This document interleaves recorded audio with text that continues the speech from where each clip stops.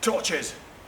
In the movies, they used torches in the medieval world to light things like crypts and dungeons and the corridors of castles. Well, no, they didn't.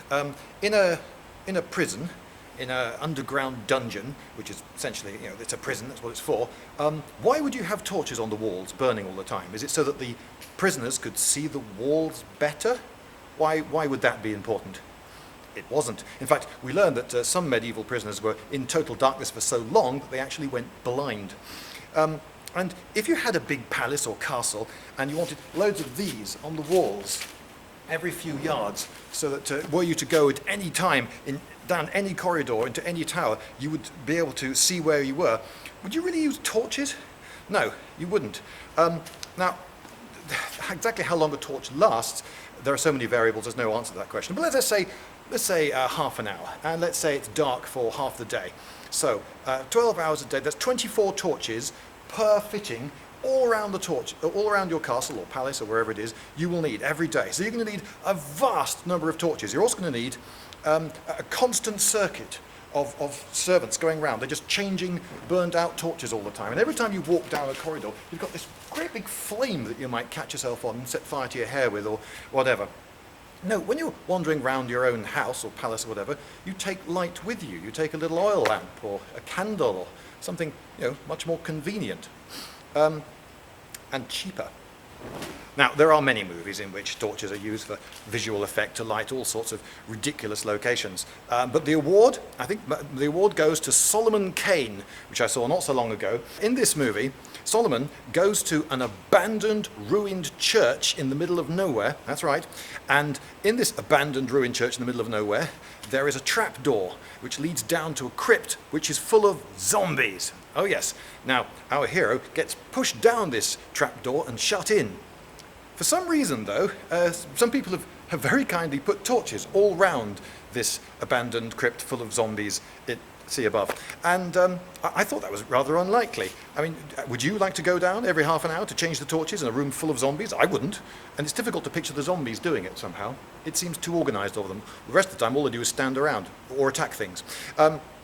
But it gets even more amazing than that, because how does our hero escape? Yes, our hero breaks through a partition wall that's down there into a partitioned off bit of the crypt, which is also illuminated by big, brightly burning torches. Who put those there? And why? And how? Yes. If you think about it, lighting the indoor world with torches is not very clever. So, neither the indoor nor the outdoor world was really lit with torches much. Torches were rare.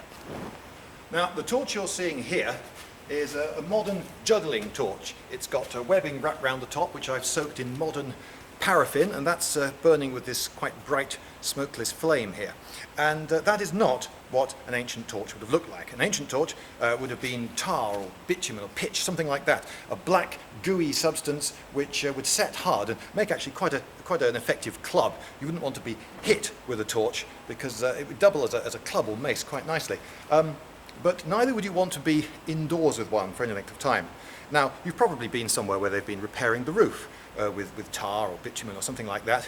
And so you know that when it's in a big molten mass in a cauldron, it smells to high heaven. Well, imagine what that would be like if it caught fire. Have you ever smelt burning tyres? Okay, now imagine you're in a 15 by 15 foot room, yes, in Dungeons and Dragons, we've all been in that room, and you have a party of adventurers, two of whom are carrying a torch that's made out of that sort of stuff. Okay, how many seconds or minutes do you think they could last in that room before they got overwhelmed by smoke and perhaps died of smoke inhalation? Their eyes would be streaming, they'd hardly be able to see anything because the room would be filling up with black smoke, and after a while someone, the one with the lowest constitution would be saying, "Guys, seriously, we've got to get out of this room. I can't see a thing and I'm being overwhelmed by smoke." It wouldn't actually be a very effective way of finding a way around a dungeon in the Dungeons and Dragons sense. You'd have to find something else. And what would that be? A lamp? A candle? I know they're not as good. They could go out so much more easily. But if it's that or choking to death, which are you going to pick? Right, it's quite some years since I've done this. And normally I don't do it with hands smeared in olive oil and the rest of the world is almost completely dark. But first, before I start throwing these, I must incant the juggler's saying. Not the yellow ends. Not the yellow ends. Okay, here we go. There we go. Ooh, aha, whoa. All right. Maybe I should have. Maybe I should have tried them not lit first, just to get my hand in.